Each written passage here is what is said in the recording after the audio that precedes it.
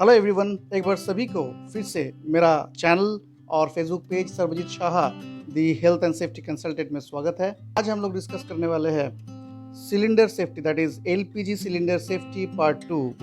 Part 1 में हम लोग ऑलरेडी डिस्कस कर चुके हैं कि कौन कौन सी कारण से एलपीजी लीकेज हो सकता है, कैसे कैसे दुर्घटनाएं घट सकता है।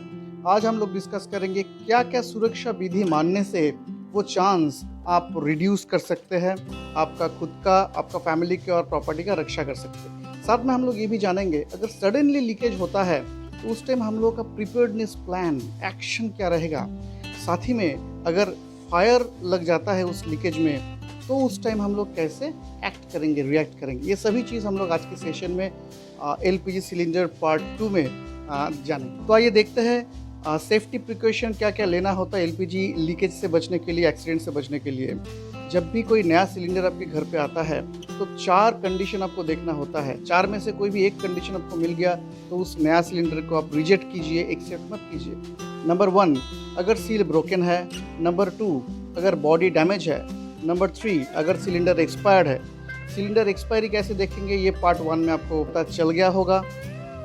एंड नंबर 4, अगर सिलेंडर का वेट ज़्यादा है, ओवर वेट है, तो उसको आप रिजेक्ट कर सकते हैं। जब भी आप नया सिलेंडर एक्सेप्ट करते हैं अपने घर पे, कनेक्शन लगाते हैं रेगुलेटर के साथ, तो इमीडिएटली कनेक्शन लगाने के बाद चालू मत कीजिए, इस्तेमाल करना स्टार्ट मत कीजिए। कुछ देर के लिए उसको ऑब्जर्व कीजिए कि रेगुलेटर का सील प्रॉपरली बैठा कि नहीं है, कहीं पे लीकेज हो रहा है कि नहीं है। ये थोड़ा सा टाइम आपको ऑब्जर्व करना है, उसके बाद आप इस्तेमाल स्टार्ट। बहुत सी घरों में अभी मॉड्यूलर किचन का इस्तेमाल हो रहा है।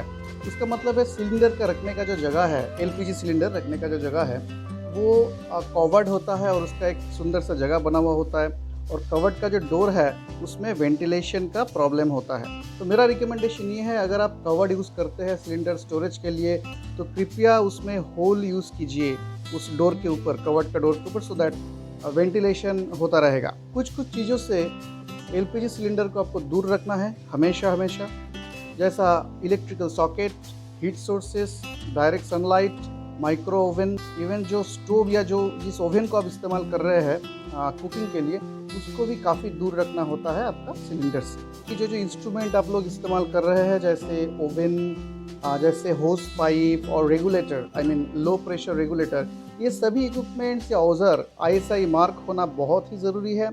और ये देख लीजिएगा कि हर एक पर्स और हर एक इक्विपमेंट्स के ऊपर आईएस कोड मेंशन होना चाहिए। जैसे रेगुलेटर के ऊपर आईएस कोड 9798 मेंशन होना ज़रूरी है, वैसे ही होस पाइप के ऊपर भी आईएस कोड 9573 मेंशन होना बहुत ज़रूरी है। और एक पॉइंट मैं आपसे डिस्कस करना चाहूँगा, जैसे बहुत दिनों के लिए अगर आप घर से बाहर जाना चाहते हैं तो मेरा रिकमेंडेशन है हमेशा अपने एलपीजी सिलेंडर को ऑफ रख के जाइए। बेटर है अगर आप उससे रेगुलेटर को डिस्कनेक्ट करके उसका सील कवर करके एक वेल वेंटिलेटेड जगह पे उसको रख के जाएंगे तो बेटर है। उससे भी और भी ज़्यादा अच्छा है। साथ में अगर आप पूरा घर का जो इलेक्ट्रिकल कनेक्शन है उसको स्विच ऑफ करके जा। पता है इतना सारी प्रिकॉशंस लेने के बाद भी फायर का, लीकेज का या एलपीजी एक्सप्लोजन का चांस ज़ीरो नहीं हो जाता है। हाँ, इतना सारा प्रिकॉशन लेने के बाद दुर्घटना घटने का जो चांस है वो ज़रूर बहुत ही कम होता है, लेकिन ज़ीरो नहीं होता है। तो एट एनी टाइम अगर कहीं पर लीकेज हो जाता है तो उस टाइम हम लोग कैसे रिएक्ट करेंगे, क्या क्या एक्शंस लेंगे, स्टेप वाइज हम लोग वो अभी डिस्कस करने वाले हैं। सबसे पहले अगर आपका गैस लीकेज के टाइम जला हुआ है, अगर ओवन में फ्लेम है तो उसको सबसे पहले ऑफ़ कीजिए। नेक्स्ट, सिलेंडर का रेगुलेटर को ऑफ कीजिए। और थर्ड जो इम्पॉर्टेंट पॉइंट है, इलेक्ट्रिकल स्विच को हाथ मत लगाइए। हाँ, आपने सही सुने हैं, इलेक्ट्रिकल स्विच को हाथ मत लगाइए, क्योंकि इलेक्ट्रिकल स्विच अगर ऑन से ऑफ या ऑफ से ऑन करेंगे उसके अंदर स्पार्क होने का चांस रहता है, तो उसमें आग बढ़ सकता है या आग लग सकता है। So do not touch any electrical switch during leakage. Family members को बाहर निकलवाइए। अपने फ़ोन को लीकेज का एरिया से दूर रखिए। अगर आपका इलेक्ट्रिकल का मेन स्विच घर से बाहर है जहाँ पे लीकेज या लीक गैस नहीं पहुँच सकता है तो आप घर का मेन जो स्विच है उसको ऑफ़ कीजिए। उसके बाद फायर ब्रिगेड को और इमरजेंसी सर्विसेज जैसे पुलिस, एम्बुलेंस, ये सब लोगों को आप कॉल करके बुला सकते हैं। घर का खिड़की या दरवाज़ा ओपन कर दीजिए ताकि अच्छा खासा वेंटिलेशन घर के अंदर हो पाए और घर के अंदर जो गैस जमा हुआ है वो बाहर निकल पाए, डाइल्यूट हो पाए। साथ में आपको ये भी ध्यान रखना है, लीकेज के दौरान घर के अंदर कोई भी मेटल या स्टोन से बना हुआ औजार, इंस्ट्रूमेंट इस्तेमाल नहीं करना है। इवन जो सिलेंडर लीक हुआ है उसको भी फ्लोर के ऊपर ड्रैग करते हुए, मतलब घसीटते हुए नहीं लेके जाना है। उससे स्पार्क होने का चांस रहता है और फायर लगने का चांस भी उसमें बढ़ जाता है। इम्पॉर्टेंटली याद रखिए, एलपीजी मतलब लिक्विड पेट्रोलियम गैस अगर लीक होता है तो ये गैस फ्लोर के ऊपर सेडिमेंट होकर रह सकता है, क्योंकि ये गैस हवा से भारी है। और जितना भी आप खिड़की दरवाज़ा ओपन करेंगे, अगर वेंटिलेशन और एयर सर्कुलेशन अच्छा खासा नहीं हो तो वो फ्लोर के ऊपर सेडिमेंट होकर रह सकता है, मतलब चुपके से रह सकता है, बाहर नहीं जाता है। कोई भी फ्लेम या फायर, जैसे मैं पहले बोला, इसको आपको दूर रखना है। कुछ देर बाद आप उस स्मेल के साथ एक्स्टम्ड हो जाते हैं, मतलब जो एलपीजी का स्मेल आता है लीक होने पे, वो स्मेल के साथ आप हैबिचुएटेड हो जाते हैं। तो आपको लगता है वो स्मेल नहीं है या कम हो गया, मतलब गैस का लीकेज भी कम हो गया। तो ये गलती मत कीजिए। अगर स्मेल कम हो जाता है तो भी घर के अंदर जाके पूरा चीज़ों को फिर से रिस्टोर करने का कोशिश मत कीजिए।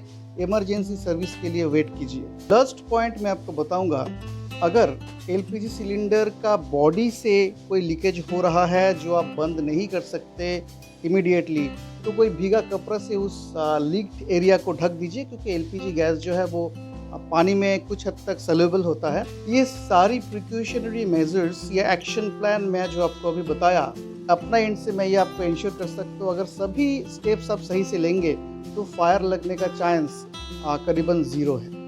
तो आइए अभी जानते हैं, अगर लीक्ड गैस में फायर लग जाता है, आग लग जाता है, तो क्या क्या प्रिकॉशन हमको लेना है। उससे पहले मैं आपको एक डिक्लेरेशन देना चाहूँगा, we are not fire fighters. आप भी फायर फाइटर्स नहीं है। जो भी पॉइंट्स मैं आज आपको बताने वाला हूँ कि फायर लगने से क्या क्या एक्शन आपको लेना है, अगर आपको लगता है कि ये सारे एक्शंस आपका दिमाग में नहीं है, आप भूल चुके हैं, याद नहीं है, या आप मन ही मन में प्रैक्टिस कभी किए नहीं हैं, आप कॉन्फिडेंट नहीं है आग को रोकने के लिए, सिचुएशन को कंट्रोल करने के लिए, तो मेरा रिकमेंडेशन है कि एट दैट टाइम अपने फैमिली को लेके आप घर से इवैक्यूएट हो जाइए, बाहर हो जाइए। और अगर आप कॉन्फिडेंट है कि आप सिचुएशन को कंट्रोल कर सकते हैं, आप बहुत बार मन ही मन में इसको प्रैक्टिस किए हैं स्टेप वाइज, तब आप आगे बढ़ के सिचुएशन को कंट्रोल करने का कोशिश कर सकते हैं। आइए देख, सबसे पहले दिमाग को ठंड रखना बहुत ज़रूरी है। अगर आग बहुत देर से नहीं लगा हुआ है और सिलेंडर बहुत गर्म नहीं है, तो सिलेंडर बर्स्ट होने का या एक्सप्लोजन होने का चांस नहीं है। वो डरने का फिर बात ऐसा कुछ है नहीं। और अगर मान लीजिए जो लीक्ड गैस है उसमें फायर लगा हुआ है, तो फायर या फ्लेम सिलेंडर की अंदर तक पहुंचना भी मुश्किल है, क्योंकि सिलेंडर के अंदर काफ़ी ज़्यादा प्रेशर होता है, तो फ्लेम अंदर नहीं पहुंच पाती है, वो बाहर ही रहता है। सो नंबर 1 जो स्टेप आपको लेना है, आपको पहले सोचना है कि जो स्टेप्स मैं आपको बता रहा हूँ वो उस टाइम आपको याद है कि नहीं। अगर याद है तो सबसे पहले आपको सिलेंडर को और सिलेंडर के आजू बाजू में जितने कंबस्टेबल मटेरियल है, कंबस्टेबल मतलब जलनशील या दाह्य पदार्थ जितना है, सभी चीज़ों को पानी से भिगोना है। नेक्स्ट स्टेप में हर एक चीज़ को आपको बाहर निकलना है, मतलब जितना कंबस्टेबल मटेरियल्स है या दाह्य पदार्थ है, आपको कोशिश करना है, फर्नीचर से आपको कोशिश करना है सबको दूर रखने के लिए। फ्लेम, अगर रेगुलेटर बंद करने पे आपका लीकेज बंद हो जाता है तो उसको बंद कीजिए। लीकेज बंद होने के साथ साथ आपका फ्लेम भी बंद हो जाएगा। अगर रेगुलेटर बंद करना पॉसिबल नहीं है, सो लीक्ड एरिया में कोई भीगा हुआ कपड़ा या भीगा हुआ चादर से ढक दीजिए। मेरे ख्याल से उसी टाइम फायर बंद हो जाना चाहिए। उसके बाद फायर ब्रिगेड को कॉल कीजिए और अपने फैमिली मेम्बर्स को बाहर इवैक्यूएट होने के लिए बोलिए। और बाहर से इलेक्ट्रिकल स्विच बंद करने के लिए भी मत भूलिएगा। लेकिन याद रहे, घर के अंदर इलेक्ट्रिकल स्विच में हाथ नहीं लगाना है। हमेशा घर के बाहर अगर मेन इलेक्ट्रिकल स्विच है उसको। So guys, thank you very much for watching my video. Please share, like and subscribe my channel and keep watching.